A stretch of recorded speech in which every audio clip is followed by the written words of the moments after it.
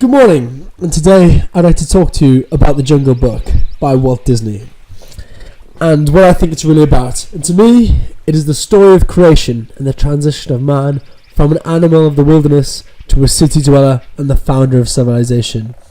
This is shown through the story of a boy in his transition through the woods to a man into adulthood. The image of this film and the story of creation is in the movement from a garden, in this case represented by the jungle, to city dwellings and urban areas. And as we know, the first cities were built upon rivers. And when we see the man village for the first time, we're introduced via a water source. Expanding on the point of movement, Mowgli is constantly moving across the screen from left to right. And in contrast, all the other animals move from right to left. This is expressed with the elephants marching. As they march the opposite way past Mowgli, and although he tries to follow him, they can't, because Mowgli's transition has already begun,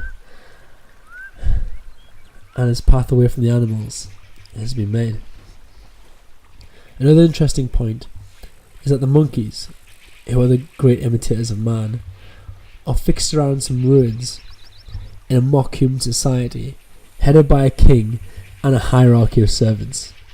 The monkeys dwell in the city and act as an anchor at the centre of the film. And since the animals move in one direction and man moves in the other, the monkeys lurk in between. And the monkeys desire to be more human, but no, they can't. This is represented visually as they live in the ruins of a city and can't build a city for themselves. And this is portrayed verbally as King Louie sings and asks for Mowgli's secret of invention and his secret of fire. The story of creation is where man goes from naivety to civilization. What separates man from the animals is the discovery of fire, the knowledge of sexual love, and the realization of death. The combination of sex and death are themes reiterated in many films, but this began biblically, with God telling Adam that if he eats the fruit and discovers sex, he will die. Of course he won't, he will just move on and discover civilization. As when Mowgli discovers the girl, he moves on and discovers the village. Now, by the end of his journey, Mowgli discovers a dead tree with vultures perched upon it. This is also the tree of knowledge and the knowledge of death. It is here where Mowgli becomes face to face with Shere Khan, his great adversary that hunts him throughout the film. He feels fear for the first time, and up to this point, he's never felt fear before. This fear becomes the realization of death as Baloo the bear is killed, defending Mowgli. And Mowgli fends off death, his own death, using fire which he has now discovered.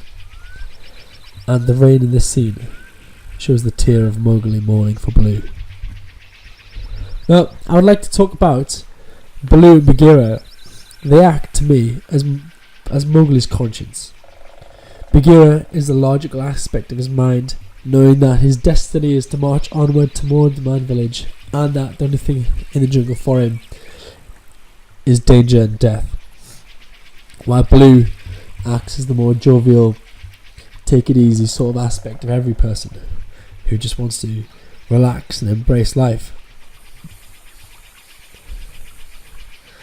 But and Mowgli prefers Baloo because of this, as a lot of people don't want to face the reality of their destiny.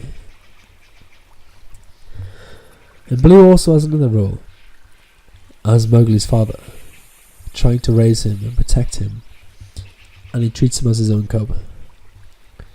But as a father, Baloo realizes what he must do and what is best for his son, and that is to take him to the man village.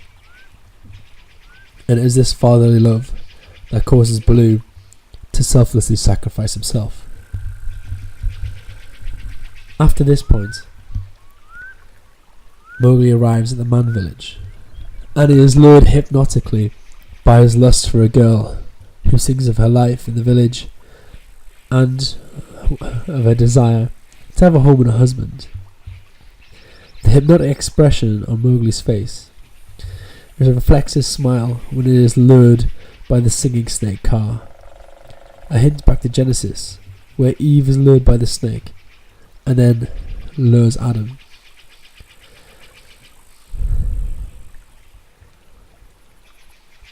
After this realization of death, of discovery of fire, and of love, Mowgli is no longer naive, and without his father Baloo, Mowgli realizes it's time to grow up and leave the jungle and become a father and a husband himself.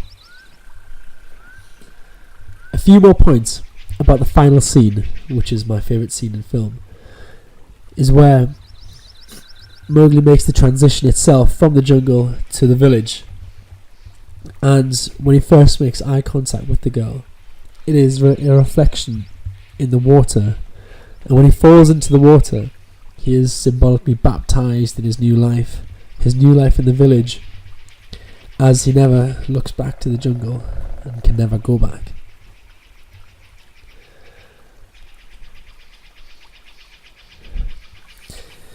This is also reflected in Greek myth, as Mowgli is pulled from his domain through the water towards the singing voice of a beautiful girl. Sailors in Greek myths were pulled from their ships through the water towards the beautiful voices of the evil sirens, which had voices of women but claws to destroy them. And finally, as she walks through the gates of the village, she looks back, and when she does so, she is stood between two pillars of the gates.